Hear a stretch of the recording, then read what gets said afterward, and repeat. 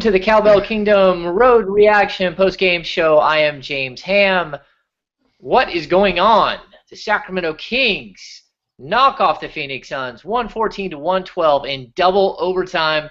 No DeMarcus Cousins. Rudy Gay lays a giant egg, and the Kings prevail. Rui Thomas, what's going on, man? Well, this game was definitely a big range of emotions. They started off really slow in the first quarter and third quarters, falling behind pretty early. They had trouble getting into their offensive sets. But their defense held strong throughout. When they lost Cousins, right, that was a big emotional loss. But they held strong. Just continue to keep playing, shutting down the Suns.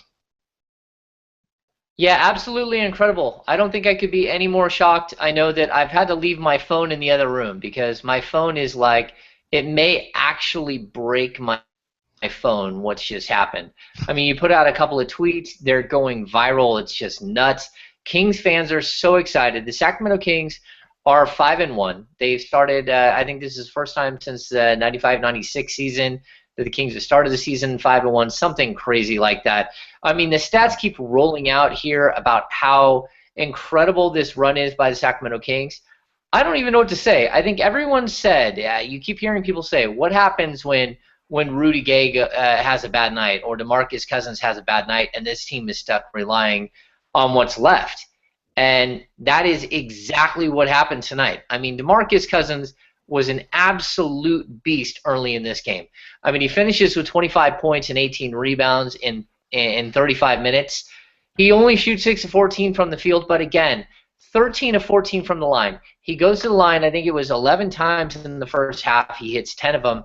I'll say this. I want to stop here for one sec. The one thing that I will point out, DeMarcus Cousins is going to the line nonstop, and he's hitting his free throws. He's been absolutely incredible from the line.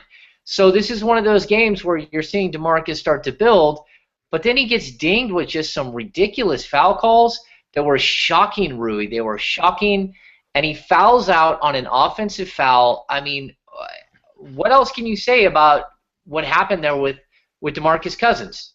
Well, that sixth foul, it was definitely questionable, but, the positive is he didn't lose his cool afterward. Like, he didn't pick up a tee, right? So, the Kings, again, it was probably a shock, but they composed themselves and kept going. And, without him, we had guys step up, right? Gay had his worst night of the year, but Ben McLemore and Nick Stauskas had their best games of the year. Ben McLemore hit the big three in the near the end of second overtime, which cut the deficit to 1. So and then we also had Carl Landry, who stepped up big for the bench. Yeah, I just shocking. I mean, Rudy Gay 5 of 22 from the field. He goes 1 of 6 from the 3-point line. They give him the ball. It's in regulation, right? And he dribbles the ball like off his foot and kills the last possession when the Kings. Oh, that was first overtime. Oh, first overtime. My bad. They had every opportunity, and I think that's my point. Now, again, you brought up Ben McLemore. Holy smokes, Ben McLemore had some moments in this game. Oh, he most definitely. Came up so huge in that second overtime. I mean, the first overtime, the Kings fell down by 7, fought right back, go on a 6-0 run, boom, they're right back in the game. Second overtime, they go down by 5, fight back, right back in the game. This is such a resilient team. All game long, I kept calling them grinders. That's what it feels like to me. They are grinding away. I mean, tonight they go 3 of 16 from the 3-point line, but 33 of 39 from the free throw line. They outshoot the Phoenix Suns, who only had 25 free throws, but a 14 free throw margin. And that's not because the Kings were getting the calls. That's because every night this team is the aggressor. And we've talked about it before, but they are the aggressor. They are dominating on the glass. 60 rebounds to 42 rebounds. That is dominant, Rui. Oh, yes. I mean, and it all starts with, going inside. I mean, the Suns, they tried to do the same thing early in the game. Miles Plumlee went 3 for 3, and Bledsoe, in the garage, were slashing. But then they backed away and started hitting threes, which worked for them because that's their style. But, yeah, I mean, the Kings' resiliency has been a theme for this game and the season. and they definitely have composure from the line because they're making their free throw attempts. They're leading the NBA in free throw attempts, and they're converting them. Yeah, I mean it's just shocking. It's shocking what we're seeing here. You know what? Let's go to our three keys to the game, right? We've got some things to look at. What to watch? A clash of philosophies. This is a run and gun Phoenix Suns team. They love to get out. They love to do a lot of fast motion. They love the 3-point line. And the Sacramento Kings are a throw down low and grind this thing out in the post. What did you make of the different styles tonight from these two teams, Rui? Well, yeah, like I said, the Suns, they tried to show that they could be physical down low too in the beginning, but then they backed off and went back to their style, right? They just run. And the Kings were wearing down near the end, especially particularly Darren Collison, right, having to chase Grogic all night. And the missed layup he had in the first overtime, the missed free throws he missed in the end of the first and second may have been a reason for that, his fatigue. But the Kings, they stuck to their style, right? They only took let's see, they took they took 13, they took 16 threes tonight. They only made 3. But Yeah. I believe that a lot of those attempts came after Cousins fouled out of necessity, because they definitely kept trying to play down low. When Cousins wasn't in, Landry was taking shots in the paint, and he was maneuvering very well. All right, Rui, the second key of our game tonight was slowing down the little engine they could, right?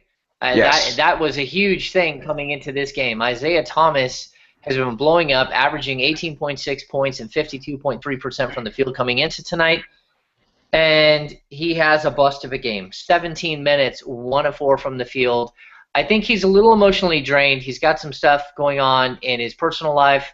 I think he had a death in the family in the last 48 hours. But outside of that, this was an emotional game for Isaiah Thomas. He really wanted to stick it to his former team, and that is not at all what happened. I mean, he looked out of sorts. He looked overwhelmed by the situation. And what do you make of Isaiah Thomas's night tonight? Well, I guarantee you he probably wasted most of his energy with a fiery pregame speech before the game. So, he only played 17 minutes. He didn't play a minute in the both overtimes. And he only took 4 threes. He did dish. He did, drive the lane a little bit. But he was a non-factor, and he was part of the reason why the Kings came back late in the fourth quarter when the Kings went on a 8-1 run to start the quarter. Because his defense can be a liability at times. Yeah, his defense can be a liability. He's not a horrible defender, and the Kings don't exactly have, guards that are going to light you up. But he's gotta stay in front of his man, and it's something that we saw some of the time in Sacramento, but not all of the time. All right, let's hit this last one. 5 wins in a row. It's incredible. The Kings have won 5 games in a row. Not only have they won 5 games in a row, they're 5-1 on the season. They're 3-0 on the road, and it's not like they've got cupcakes. They're 3 road wins in Los Angeles against the Clippers, a back-to-back in Denver. I don't care how bad that Denver team is, and then you come in tonight into Phoenix and you knock off a team in double overtime. I mean, the road team is always an underdog, almost always an underdog. In this game, I'd say the Kings probably came in 4 or 5-point underdogs in this game, and again, they come away with the win. Yes, if you needed a reason to throw a party at Chuck E. Cheese, right, I would go out there tomorrow. The Kings made a huge statement tonight, especially after losing Cousins, right? This was a road game. Yeah. I think, right, their defense, right, that's their identity right now, just swarming, playing tough, not breaking. So the league needs to watch out. The last time they won 5 games in a row, the starting lineup was it was 2007, and they beat the Seattle Supersonics. It was Mike Bibby, Kevin Martin, Ron Artest, Sharif Abdul-Rahim, and Kenny Thomas. And compare that lineup to today. I guess the level of talent in the NBA back then may have been a little bit weaker, but this team definitely reasons to be excited for moving forward. I couldn't agree more. I couldn't agree more, Rui. Okay, so we typically do our MVPs of the night. I think both of us had an MVP early in this game that, of DeMarcus Cousins, but DeMarcus Cousins left this game with a lot of time left. My MVP tonight is Ben McLemore. He ends up with 15 points. He did have 5 personal fouls, but that's because he's playing against a very sure backcourt of the Phoenix Suns. 5 of 9 from the field, 1 of 4 from 3, hit all 4 of his free throw attempts. I want more assists. I want more rebounds. I want more than 1 steal. But I'll live with 1 turnover out of Ben McLemore. And talk about a guy who came up big when the chips were down. That is exactly what he did in this game. He showed up in the double overtime, and he's the reason I believe that they won this game. Oh yeah, he banged 2 free throws near the end of the first overtime, which was key, and then the 3 when they were down 4. I mean, that was probably the biggest 3 of his career. I believe he had 6 points at the end of the half, and he didn't contribute much as far as rebounds and assists go. But his assignment tonight was slowing down Eric Bledsoe, and he kept him to around a little less than 50. Oh, actually, maybe 50% shooting, which is okay. But he had 7 rebounds last night or on Wednesday, so you can definitely do those things. But yeah, tonight his job was to stop Bledsoe and make big shots, and I think he did okay. Yeah, I think so too. Okay, Rui, Carl Landry gets an honorable mention here tonight. I know we did, DeMarcus Cousins does have a huge game, but to me, Carl Landry is developing into that guy that I think a lot of Kings fans thought he could be for this team. Tonight, he scores 12 points. He grabs 8 rebounds. He goes 6 of 8 from the field. He had a plus minus of plus 19. On this team tonight, only Stauskas had a major plus minus plus. He had a plus 14, Caspi plus 6, Evans plus 2, Collison plus 3, and Cousins plus 2. Outside of that, the rest of this team had negatives. And you have to look at what the contribution that Carl Landry gave. His patience in the post is absolutely incredible. It's something that we've talked about in the past. I mean, Carl Landry has this ability to just bring a calming influence to a team, and it's just his style of play. So outside of McLemore, outside of Cousins, who is your second player of the night? It has to be Carl Landry. I mean, and he came in 6 minutes into the first quarter, and he had a lot of run in the second quarter. And in those 12 minutes, he went 3 for 4 with 6 points and 4 rebounds and a block. He's definitely the Kings' best bench player, and he's very efficient. He has a variety of post moves, and he can rebound, even with Reggie Evans off the floor. So he was definitely he kept the Kings afloat when the starters were off the floor, and he did go quiet near the end, but he had a big defensive rebound in the end of the first overtime, which gave the Kings the chance to win the game. And then at the end of the second overtime, he had the offensive rebound, which allowed Darren Collison to dribble it out and get fouled. So definitely worthy mention. All right, Rui, we're going to wrap this up here in just a second. Do you have any other takeaways from this game? Anything else that stood out to you that surprised you? I think for me, maybe the fact that Ray McCallum played 12 seconds, and it was a good 12 seconds where he stopped Isaiah Thomas from knocking down a three-pointer to end this game. But outside of anything else that stood out to you in this game? I mean, it was just it was very wild. I mean, we got to see if the Kings could play without DeMarcus Cousins, and they can. As far as Ray, I think his role tonight was to stop Isaiah. And since Isaiah didn't play much, that's why we didn't see him. I mean, I guess, Ruben Patterson back in the day, he was called the Kobe stopper, and I guess we can call Ray McCallum the Isaiah stopper. But, Isaiah didn't go off, and the Suns, they just couldn't. They crumbled down the stretch as the Kings held strong. He played 10 seconds of action tonight, and you're calling him the Isaiah Thomas stopper. I love it. I love it, Rui. Pretty sure he didn't score in those 10 seconds. He didn't score in those 10 seconds, and you know what?